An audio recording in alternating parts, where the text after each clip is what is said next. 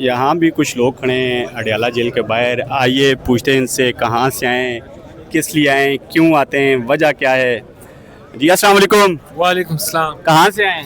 पेशावर से। पेशावर से। क्या नाम है आपका? अली जमान जी। अली जमान साहब, किधर इधर पेशावर से इधर अडयाला जेल के बाहर इतनी गर्मी में, और वाइट सूट आपने पहना हुआ है। देखिए हम वकील हैं।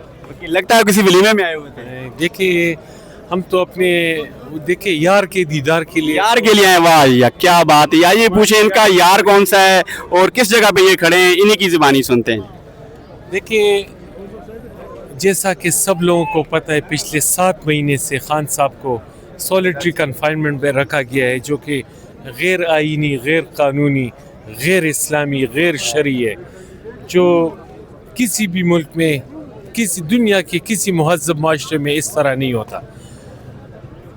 पता नहीं ये लोग किस बात से डर रहे हैं। एक साइड पे यही फॉर्म 47 की जाली हुकूमत कहती है कि खान साहब ट्वीट करें, और इधर हमारी मुलाकातें नहीं हो रही है।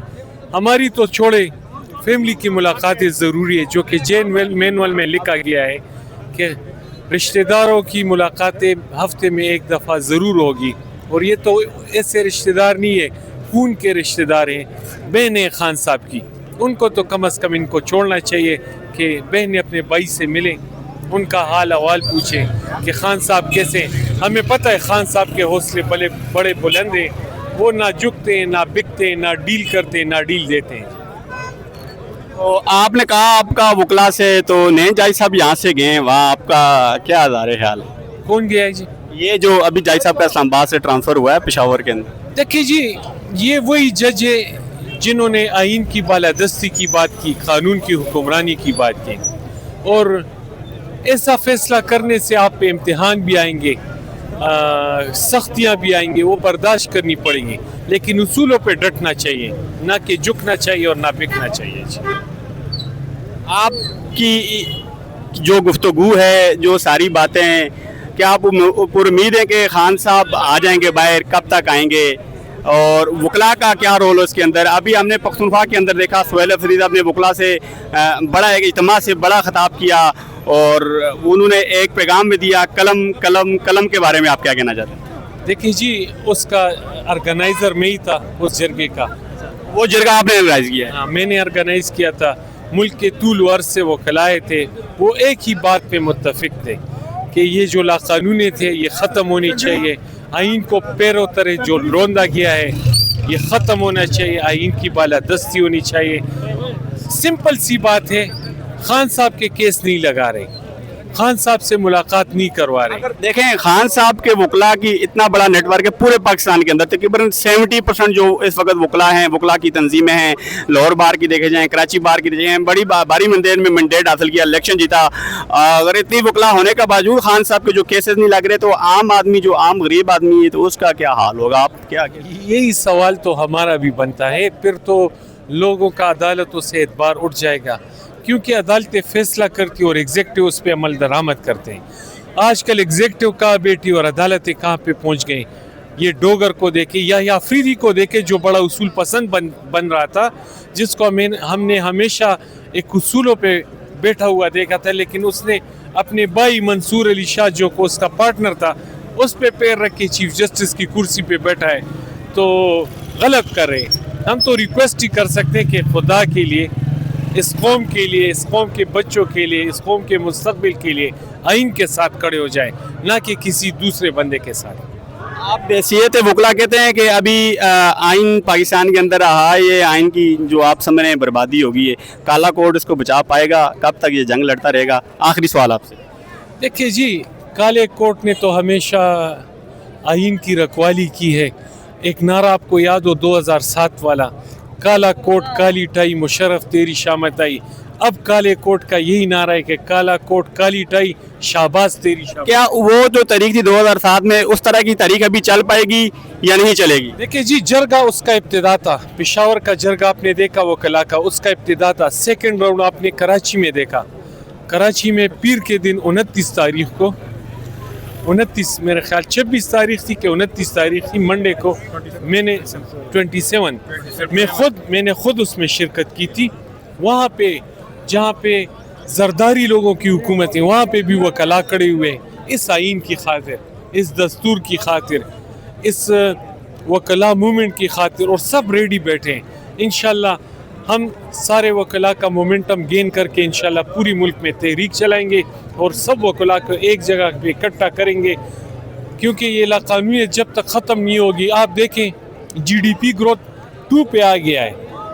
دیکھیں یہ اگر میں ایسی باتیں وہ کرنے کی بھی نہیں ہے, لیکن میڈیا پہ قطع یہ ٹاپ 10 میں ہے پاکستان میں, آپ کو آئیڈیا ہے اس کا. اور دوسرا ابھی کل ایک خبر نیوز ہوئی ہے شہباز شریف صاحب کے بیٹے کی, انہوں نے کہا جی ہم جو ہے ملک مزید ترقی کر رہا ہے, تو انہوں نے 6 ارب کا پروجیکٹ لگایا تھا اور بنا کچھ انویسٹمنٹ کیے وہ 7 ارب لے گئے ہیں. تو یہ کس کا پیسہ تھا؟ اس کی حفاظت کون کرے گا؟ وکلا کریں گے یا شہباز شریف صاحب خود کریں گے یا یہ پبلک کرے گی؟ دیکھیں جی, جب تک پبلک مینڈیٹ کا احترام نہیں ہوگا, 8 فروری 2024 پر جب الیکشن پر ڈاکہ نہیں ڈالا جاتا تو آج ملک آپ دیکھتے آسمان پہ ہوتا, کیونکہ 150 روپے پہ پیٹرول چھوڑ کے خان صاحب اب ہم 400 پہ لے رہے ہیں. ہم تو ان قوتوں سے بھی 400 کی جو چل رہی ہے اس وقت کی جو پرائس ویلیو خرید تھی اور ابھی کی جو پرائس ویلیو ہے خان صاحب کے دور میں کم تھی اور اب خان صاحب کے دور میں زیادہ تھی. ابھی پرائس ویلیو اس کی جو وہ کم ہے, تو پھر بھی پیٹرول مہنگا ہے. یہ جو میاں صاحب کہا کرتے تھے یہ جو جب پیٹرول بڑھتا ہے مہنگائی ہوتی ہے تو وزیر اعظم چور ہوتا ہے, تو آپ کا کیا پوائنٹ ہے؟ دیکھیں جی انہی کی باتیں ہوئی. وہ ایک شعر ہے مجھ سے بھول گیا, یا اللہ میرا حافظہ یاد ماضی عذاب یا رب, یا اللہ میرا حافظہ چھین لے. آج دیکھیں سوشل میڈیا چھائی ہوئی ہے, کہ ہماری جو پرنٹ اور الیکٹرانک میڈیا ہے وہ سوئے ہوئے ہیں, ان پہ قدغن لگایا گیا ہے, لیکن سوشل میڈیا کے ذریعے عوام ان کو یاد دلا رہی ہے. جب مریم بی بی جو فارم 47 سے آئی ہے اور پنجاب پہ حکومت کر رہی ہے, جو غیر قانونی بھی ہے اور جعلی بھی ہے, اس کا یہ نعرہ تھا جب پیٹرول مہنگا ہو جائے 2 روپے بڑھتا تھا, وہ وزیر اعظم کو چور کہتی تھی. اب 250 روپے بڑھائے تو اب وزیر اعظم ڈاکو سے بھی آگے کچھ چلے گئے. جی آپ نے فارم 45 اور 47 کی بات کی. ایک طرف جو ابھی جلسہ ہوا مظفر آباد کے اندر, جو انہوں نے ہیلی کاپٹر یوز کیا, وہ اپنی پارٹی اخراجات سے چندہ جمع کر کے لیا, اس میں کتنی حقیقت ہے؟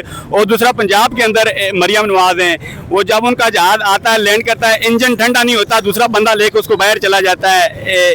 اس میں کتنی حقیقت ہے کہ جو سہیل افریدی ہیلی کاپٹر لے کے گئے وہ پارٹی فنڈنگ سے لے کے گئے یا قومی خزانے سے پیسے خرچ کیے؟ دیکھیں جی ہر ایک دیکھیں یہ ایمانداری جو ہوتی ہے یہ ایمان کا جز ہوتا ہے, یہ انسان کے اندر ہوتا ہے.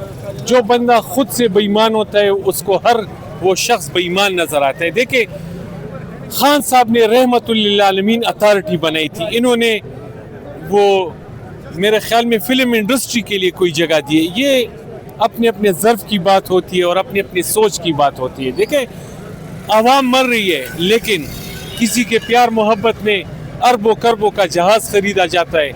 اور خان صاحب کا ویژن یہ تھا کہ غریب بھوکا نہ سوئے, ان کے لیے شیلٹر ہوم بنائے, پناہ گاہیں بنائی, اس کو فری دسترخوان دیا گیا. ادھر آپ دیکھیں صحت کارڈ, آپ دیکھیں کے پی کے میں, آپ دیکھیں کے پی کے میں آپ 1 روپے سے 10 لاکھ روپے تک آپ کے جیب میں ہوتا ہے. آپ صرف جائیں اپنی رجسٹریشن کریں, آپ کو دوائیاں گھر کے لیے بھی مفت ملیں گی. اور ادھر پنجاب میں آپ دیکھیں انہوں نے سب کچھ ختم کیا ہے, غریب مر رہا ہے. تو لہٰذا ان کو ہوش کے ناخن لینے چاہیے. 25 کروڑ عوام کا ان کو, چونکہ ان کو عوام نے منتخب نہیں کیا اس لیے یہ ان کی فکر نہیں کرتے, بلکہ ان کی فکر کرتے جن کو یہ لوگ لائے ہیں. بہت شکریہ.